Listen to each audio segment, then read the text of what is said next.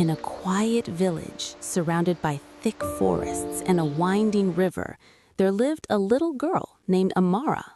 She was no more than 8 years old, with bright eyes full of wonder and a heart softer than the morning sun. Amara was different. While other children played in the dusty streets, she preferred to sit by the river, talking You to must the be wind, careful, my the dear. birds, Don't stay and too close to the sometimes river. the It can be water. dangerous. Amara would smile gently, because the river listens. No one understood what she meant, but the river did.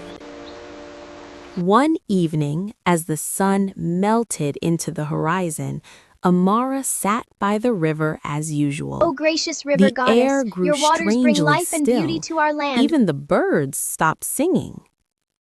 Then she heard it. A voice, soft, ancient, calling her name. Amara. She froze. "Who's there?" she whispered.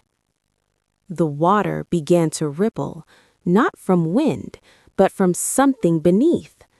Suddenly, a figure emerged. A woman, but not entirely human. Her skin shimmered like moonlight, her hair flowed like seaweed, and her eyes glowed with an ancient power. Amara gasped.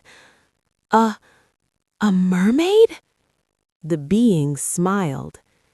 "I have watched you, child. You are pure of heart. The world is full of pain, and you have been chosen." The mermaid stretched out her hand. In her palm was a glowing blue light, pulsating like a heartbeat.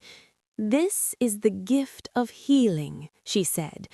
"With it, you can cure sickness, restore life, and bring hope where there is despair." Amara hesitated. "Why me?" "Because you feel others' pain as if it were your own." The girl slowly reached out.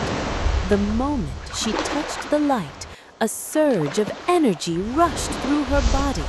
Her eyes glowed, her hands shimmered, and then it was done. "You must use it wisely," the mermaid warned. "Not everyone will understand your gift, and not everyone will wish you well." Before Amara could ask more, the mermaid vanished beneath the water.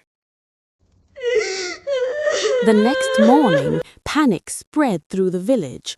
A young boy named Kofi had fallen terribly ill. His body burned with fever, and he could barely breathe. The elders shook their heads. "He won't survive the night." Amara stepped forward, her small hands trembling. I can help." The villagers laughed, but her mother saw something different in her eyes. "Let her try," she said. Amara knelt beside the boy.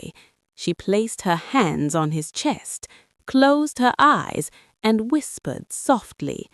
A warm glow spread from her palms. The room fell silent. Slowly, the boy's breathing steadied. His fever broke. His eyes opened. Gasps filled the room. "It's a miracle!" From that day on, everything changed. Word spread quickly. People came from far and wide, sick, injured, desperate, and Amara healed them all. Blind eyes saw again, crippled legs walked, the dying lived. But with every healing, she grew weaker. Her mother noticed. "Amara, this is too much for you." But Amara shook her head. "If I can help them, I must." If I take it, I will become unstoppable. Not everyone was happy. Far beyond the village, in a dark forest, lived a powerful sorcerer named Obasi. He had spent years searching for the secret of eternal life, but now a child possessed what he could not obtain. "A healing power," he muttered.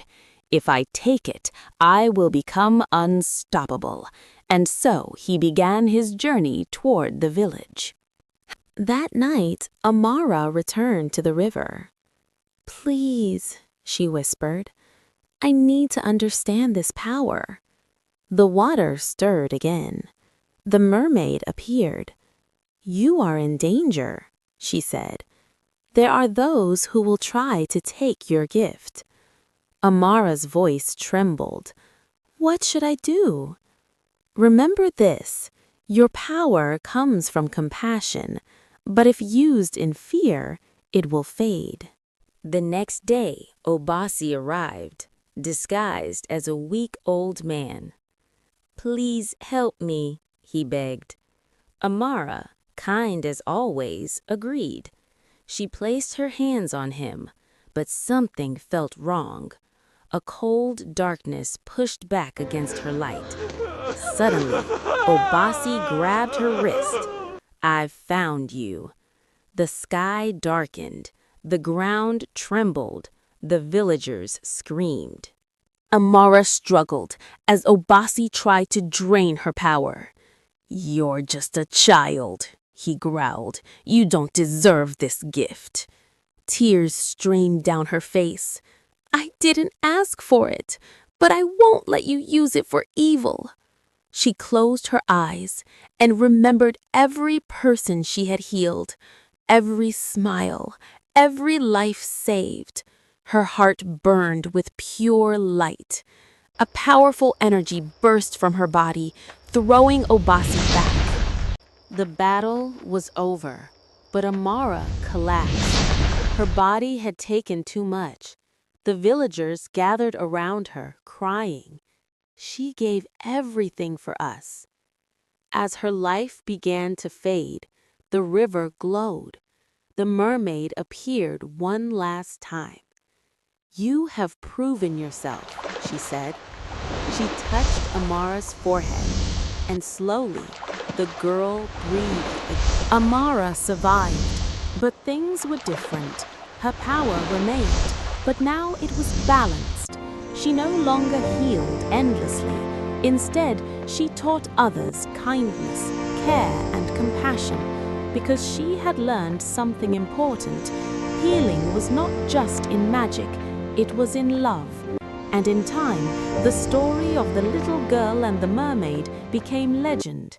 But on quiet evenings, if you sit by the river, you might still hear a voice calling softly and see a faint glow in the water.